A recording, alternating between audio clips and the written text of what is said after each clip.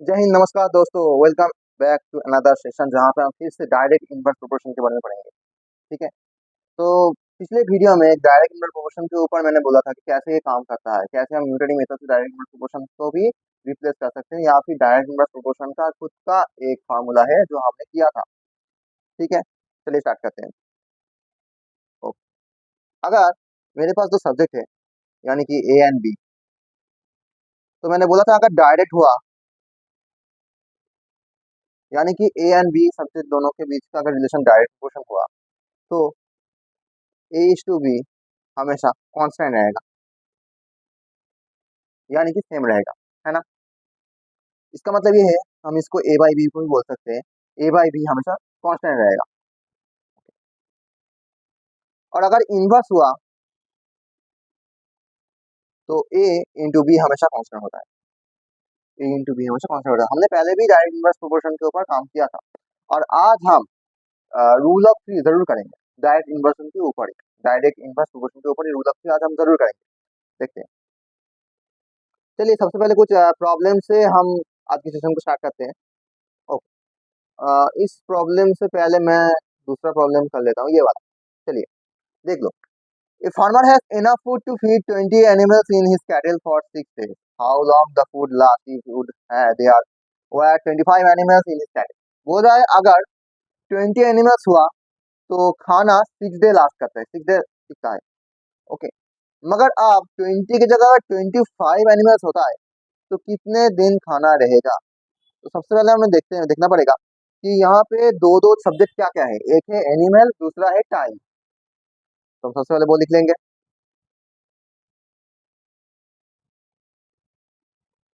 एक है एनिमल, दूसरा है टाइम, या फिर डे भी लिख सकते हैं, एक ही बात है। देखो, बोल रहा है अगर जब 20 एनिमल हुआ, यानी कि एनिमल अगर 20 हुआ तो कितना दिन लास्ट करेगा खाना? 6 डे। और अगर एनिमल 25 हुआ तो कितना दिन खाना लास्ट करेगा? हमें ये इसको एज्यूम करने लाए किसी वेरिएबल से, यानी कि सपोज एक्स। ओके, तो let required days be x. तो हम यहाँ पे एक्स से रिप्लेस कर देंगे इस वाले पे, ये बात।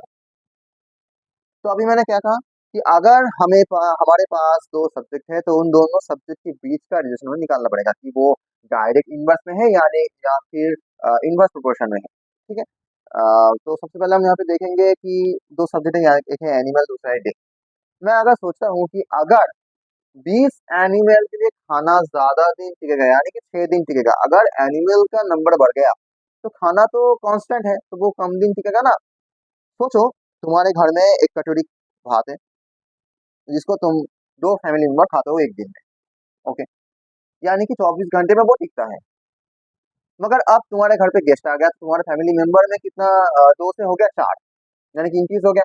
तो अब वही एक कटोरी भात क्या पूरा एक दिन टिकेगा? सबको खाना मिलना चाहिए ना। नहीं, उससे कम टिकेगा। तो यहाँ पे हम बोल सकते हैं अगर फैमिली मेंबर इंक्रीज हो गया तो टाइम भी डिक्रीज हो। तो अगर एक सब्जेक्ट इंक्रीज होता है, दूसरा सब्जेक्ट डिक्रीज होता है, तो ये इन दोनों के बीच में इनवर्स प्रोपोर्शन है ना। तो यहाँ पर भी हम देख सकते हैं अगर 20 एनिमल के लिए खाना अगर 6 दिन बचता है तो 25 के लिए वो खाना कुछ कम बचेगा, कम दिन रहेगा, है ना। 6 दिन तो नहीं रहेगा, उससे ज्यादा भी नहीं रहेगा, उससे कम होगा। तो यहाँ पे हम देख सकते हैं कि एनिमल के बीच का जो एनिमल का जो नंबर है वो इंक्रीज हुआ है, तो फिर डे भी डिक्रीज हो जाएगा। तो यहाँ पे क्या रिलेशन है? यहाँ पे है इनवर्स रिलेशन, या भी इनवर्स प्रोपोर्शन। तो हम यहाँ पे लिख लेंगे कि number of animal and number of days are in inverse proportion. तो 20 एनिमल के लिए खाना बचता है 6 दिन, 25 एनिमल के लिए खाना बचता है x दिन। हमें एक्स दिया है वेरिएबल को, ठीक है, क्योंकि वही एक्स को हमें निकालना पड़ेगा। तो अब हमें पता चल गया कि इन दोनों के बीच का जो रिलेशन है, इन दोनों सब्जेक्ट के बीच का, तो वो है इनवर्स प्रोपोर्शन। तो हमको पता चल गया कि इनवर्स प्रोपोर्शन में क्या होता है, इनवर्स हो जाए रेशियो का, है ना। यानी कि ओके, तो हमें पता चल गया कि दोनों सब्जेक्ट के बीच का जो रिलेशन है वो है इनवर्स प्रोपोर्शनल। तो आप इनवर्स प्रोपोर्शनल का जो फॉर्मूला है वो आप अप्लाई करेंगे। यानी कि यहाँ पे एनिमल जो है वो है 20 एंड 25 और डेज जो है यानी कि 6 एंड 8। तो अगर यहाँ पे इनवर्स प्रोपोर्शन हुआ तो हम जो एनिमल के जो सब्जेक्ट है उनके बीच का जो नंबर है उसको हम रेशियो में दिखाएंगे 20:25। एंड नाउ अब हम डे जो सब्जेक्ट है उनके बीच का जो नंबर है उसको भी रेशियो में लिखेंगे। बट यहाँ पे अगर इनवर्स प्रोपोर्शन है तो उन उस रेशियो को हमको उल्टा लिखना पड़ेगा यानी कि इनवर्स लिखना पड़ेगा। तो यहाँ पे लिखेंगे हम X:6। ठीक है। आपको मैंने पहले भी बोला था कि सर अगर यहाँ पे 20:25 हुआ तो यहाँ पर भी 6:x आएगा ना। अगर ये वाला ऊपर है तो ये भी ऊपर होगा, है ना। मगर मैंने बोला था कि ये इनवर्स प्रोपोर्शन है, इनवर्स प्रोपोर्शन में हमेशा उल्टा होता है। अगर ये डायरेक्ट प्रोपोर्शन होता तो 6 को हम ऊपर लिखते। ठीक है। तो यहाँ पे होगा 20:25 = 6 X:6। अब हम इस इक्वेशन को सॉल्व करेंगे, देखते हैं। 20/2 का मतलब रेशियो का मतलब होता है वो फ्रैक्शन में कन्वर्ट होएगा बाय होके ये वाला। तो x जो है वो होगा 120/25। ओके, 5 से करेंगे 5 24 यानी 4.8। तो 25 एनिमल से जो खाना है वो 4.8 डेज ही टिकेगा। ओके, अब हम पहले प्रॉब्लम में जाएंगे यानी कि ये वाला। देखते हैं क्या बोला है। 120 men had food provisions for 200 days. After 5 days, 30 men died due to an epidemic. How long the remaining food last? तो हमने देखा कि जो 120 लोग हैं उनके लिए 200 दिन खाना रहेगा, मगर 5 दिन के बाद 30 मेन जो है वो डाई हो चुके हैं। तो रिमेनिंग मेन कितना रहेगा? अगर 120 से 30 को माइनस करें तो रिमेनिंग मेन रहेगा जो बचता है ना। और 5 दिन के बाद कितना दिन बचेगा? तो 200 दिन से 5 दिन माइनस करना पड़ेगा। ठीक है, तो इसको हम करेंगे। सबसे पहले कुछ लिख लेंगे यहाँ पे कि जो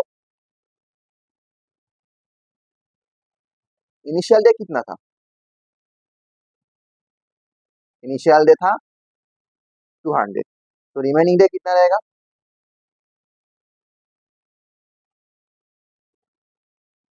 200 से 5 माइनस हो जाएगा यानी कि 195।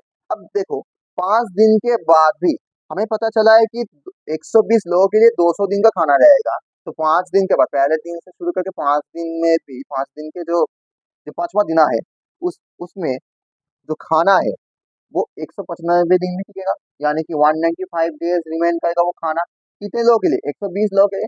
मगर जो लोग जो है वो डिक्रीज हो चुका है क्योंकि कुछ लोग मर गए, 30 लोग, है ना। तो हम यहाँ पे बोल सकते हैं कि फूड लास्ट फॉर 120 men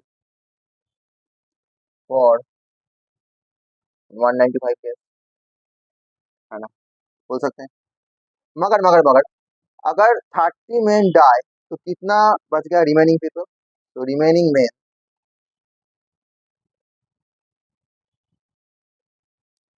120 से 30 माइनस हो जाएगा यानी कि 9। अब थोड़ी सी दुविधा हो रही है कि अगर 120 आदमियों के लिए 195 डेज खाना रहता है तो 90 पीपल के लिए कितना दिन रहेगा? यानी कि यहाँ पे नंबर ऑफ मेन जो है वो डिक्रीज हो चुका है क्योंकि उतना जो 30 मेन जो है वो डाई हो चुका है, उतना मेन तो नहीं रहेगा, है ना, कम जाएगा कुछ। तो अ, यहाँ पर डे जो है वो प्रीवियस कॉन्सेप्ट की तरह से है कि यहाँ पर भी इनवर्स प्रोपोर्शन आएगा। कैसे? कि अगर देख लो, अगर 120 के लिए 195 दिन अगर खाना रहता है तो 90 आदमियों के लिए उससे ज्यादा खाना रहे, उससे ज्यादा दिन टिकेगा खाना, वही खाना, है ना। तो यहाँ पे दोनों सब्जेक्ट है, एक है मेन एक और एक डे।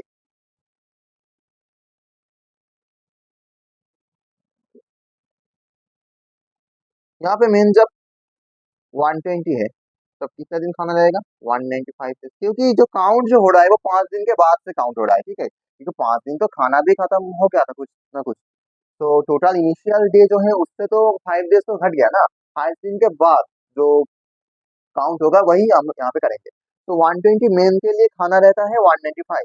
अब 90 मेन के लिए कितना खाना रहेगा वो हमें पता नहीं, लेकिन हम एक्स मान के चलेंगे। तो यहाँ पे लिखेंगे लेट द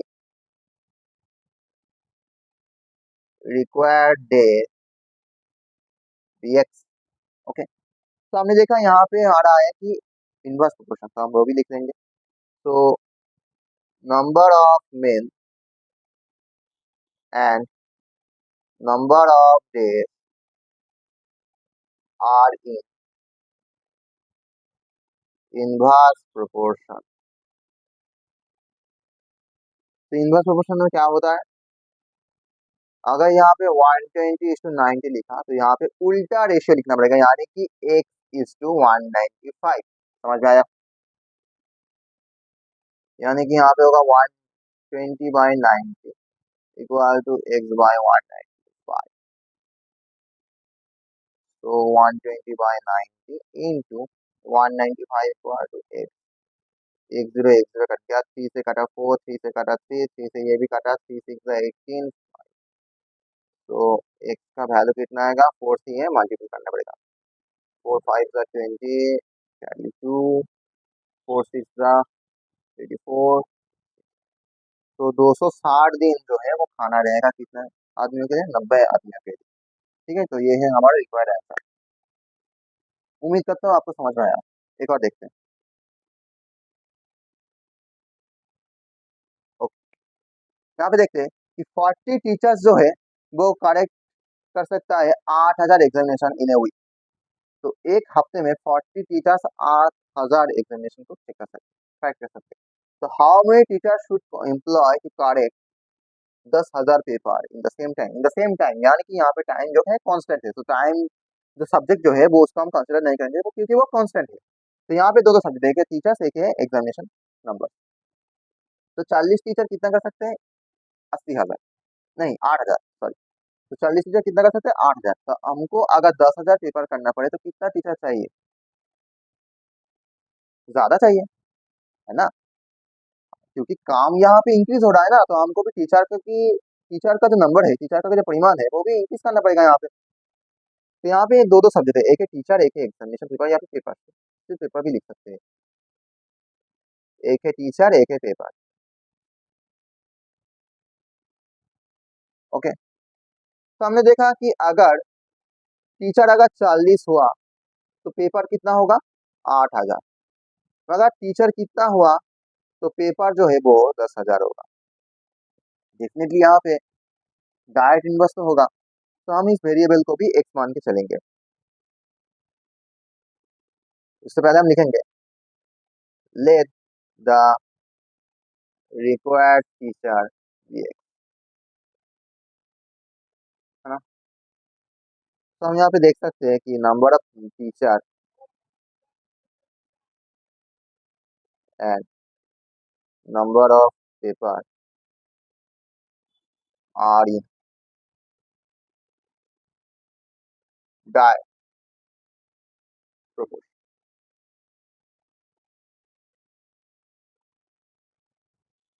तो यहाँ पे हम इक्वेशन को भी लिखेंगे। तो 40:x 12, यहाँ पर भी डायरेक्ट है, तो जहाँ पर भी जैसा रेशियो है वहां पर भी वैसा ही रेशियो होगा, यानी कि यहाँ पे होगा 8,000 10,000। 40/x equal to 8 10/10,000। 3 जीरो यहाँ पे कैंसिल आउट आसानी से हो जा रहा है। तो हमारे पास x का कितना वैल्यू है, x होगा यहाँ 40 × 10 डिवाइडेड बाई 8। अब होगा 50। तो ज्यादातर हमें 50 आदमी चाहिए। मगर मगर मगर यहाँ पे एक चीज बोला गया है कि how many teacher should be employed to correct. तो पहले से अगर ये क्वेश्चन में बोला गया कि पहले कितना था उससे कितना ज्यादा चाहिए, तो हमको रिमेनिंग करना रहेगा, यानी कि 50 से 40 को माइनस करना रहेगा, यानी कि 10 10 जो टीचर्स है वो हमें एक्स्ट्रा चाहिए। ठीक है, मगर टोटल में कितना टीचर्स चाहिए, 50 टीचर्स चाहिए 10,000 पेपर चेक करने के लिए। ओके, आई होप ये आपको समझ में आया ये प्रॉब्लम, ये डायरेक्ट प्रोपोर्शन का था।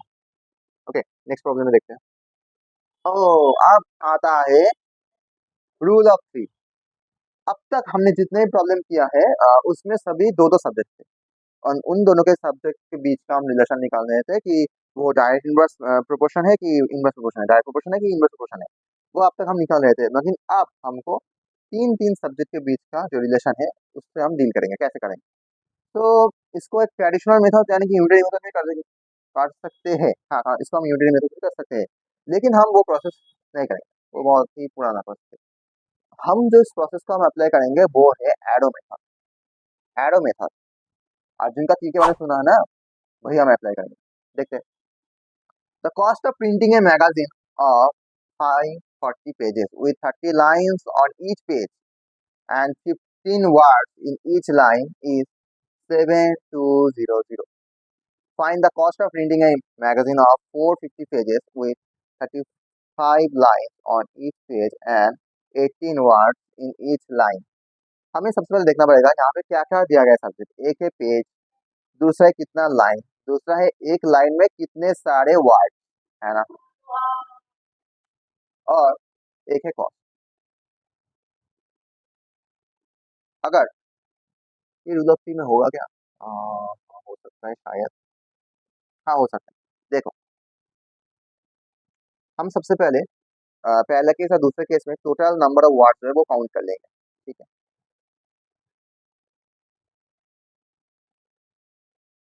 यहाँ पर भी तीन रिलेशन है, एक है कॉस्ट, दूसरा है पेज,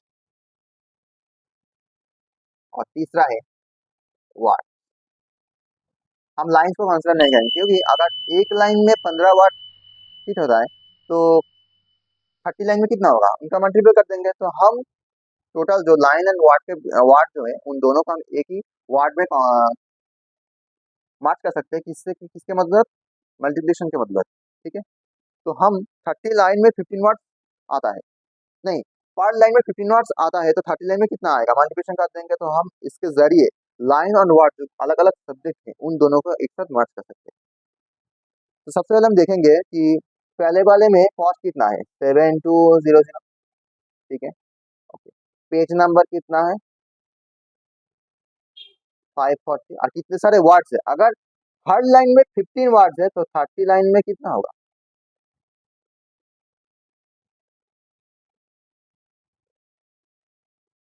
ठीक है। ये हर पेज में है, ठीक है, ओके। नेक्स्ट क्वेश्चन, कॉस्ट हमें पूछा गया है, पेज जो है वो 450 है, परफेक्ट। लाइन एंड वर्ड जो है वो 80 एंड 35 यानी कि 35 इंटू 8, ठीक है। तो अब हमें यहाँ पे एक रिलेशन निकालना पड़ेगा। सबसे पहले हम देखेंगे कि यहाँ पे तीन तीन सब्जेक्ट है, इसको हम एक्स मान के चलेंगे। सबसे पहले वो हम नहीं लिखते हैं, let the price be x, okay, let the required price be x, वो आप लिख देंगे। मैं यहाँ पे एक मेन जो कोर कॉन्सेप्ट है वो मैं समझाने की कोशिश करता हूँ। देखो, यहाँ पे तीन तीन सब्जेक्ट है, एक है कॉस्ट, दूसरा है पेज, और तीसरा है वर्ड, है ना।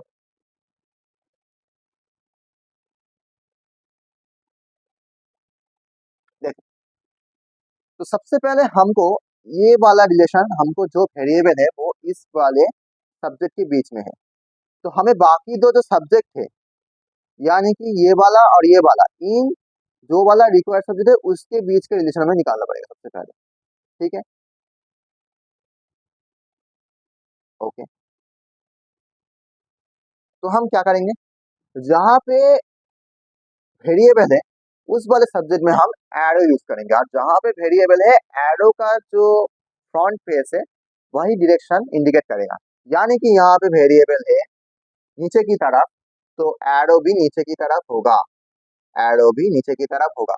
और हमें दिख रहा है कि यहाँ पे कॉस्ट वाला जो वेरिएबल है वो हमें निकालना पड़ेगा, तो हमें बाकी दो जो सब्जेक्ट है यानी कि page and word, and page के साथ हमें कॉस्ट रिलेशन निकालेंगे, एंड उसके बाद वर्ड के साथ हम कॉस्ट रिलेशन निकालेंगे। यानी कि दो वाला सब्जेक्ट हमें निकालना पड़ेगा, रिमेनिंग सब्जेक्ट से उस सब्जेक्ट का बीच के रिलेशन हमें निकालना पड़ेगा। अब देखते हैं, अगर किसी भी मैगजीन में पेज नंबर बढ़ता है तो कॉस्ट भी बढ़ेगा, है ना। तो दोनों इंक्रीज होने से हमें मिलता है कि पेज और कॉस्ट के बीच का रिलेशन है वो डायरेक्ट, डायरेक्ट।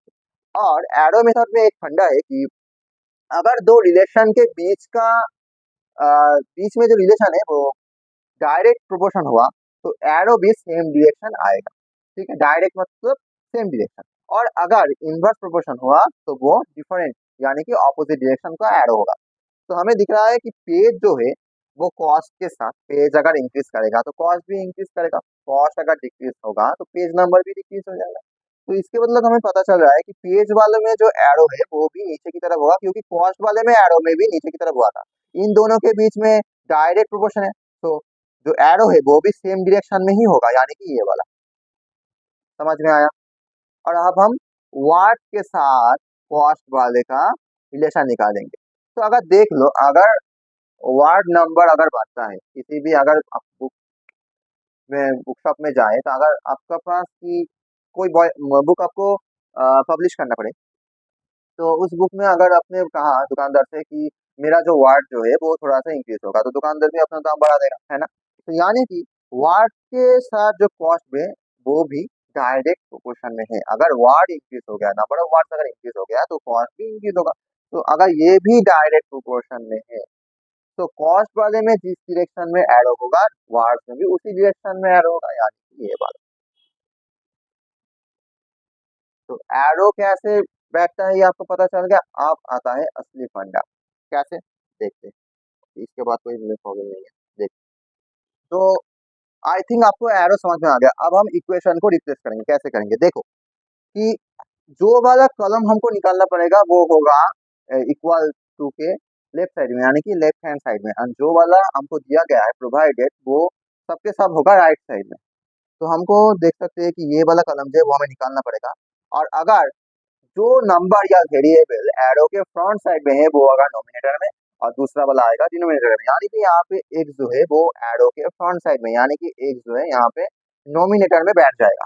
ठीक है, और दूसरा वाला नंबर जो है वो डिनोमिनेटर पे यानी कि यहाँ पे बैठ जाएगा। Okay, I hope you have got it. और इसमें हम देख सकते हैं कि 450 जो है वो एरो के फ्रंट में है तो ऊपर बैठेगा, और 540 जो है वो एरो के बैक में यानी कि नीचे बैठेगा। इंटू कर देंगे।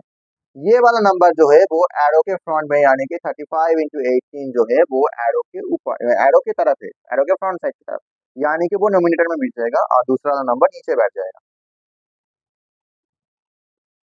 ओ सॉरी, इट इज 15। या एक जीरो यहाँ पे कैंसिल आउट हो जाएगा। थ्री से काटेगा 6, थ्री से काटेगा 10, 6 से काटेगा 9, 9 से काटेगा यहाँ पे 5, 5 से काटेगा यहाँ पे 3। ओके, तो एक्स का जो वैल्यू है वो आएगा 35 इंटू 7200 डिवाइडेड बाय 3।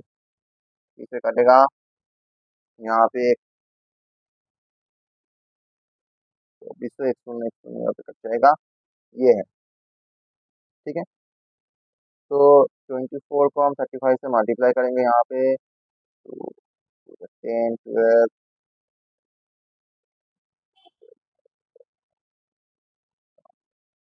048, तो 8400 है हमारा आंसर। इसका वैल्यू जो है वो 8400 है। तो एक जो है वो है 8400। तो ये है हमारा रिक्वायर्ड प्राइस। ठीक है, आशा करता हूँ आपको समझ में आ गया। आज के लिए बस इतना ही। Thank you so much for joining जय श्री राम। मिलते हैं अगले एक वीडियो में। और अगर आपने कमेंट किया तो रूल ऑफ थ्री को लेकर थोड़ा और एक वीडियो में बना सकता हूँ। ठीक है, तो वीडियो को ज़रूरत से ज़्यादा शेयर करिए, लाइक करिए, अगर आपको पसंद में आया तो कमेंट करिए। Okay, bye. Thank you so much.